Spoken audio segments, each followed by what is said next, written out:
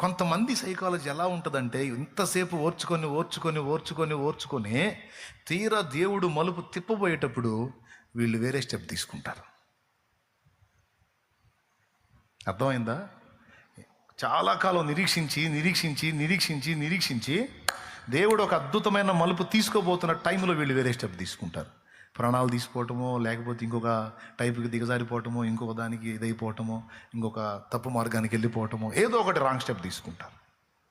నేను ఈ మాట మీకు ఎందుకు చెప్పానంటే, కాలాలు సమయాలు దేవుడు తన స్వాధీనంలో తీసుకొని ఉన్నాడు.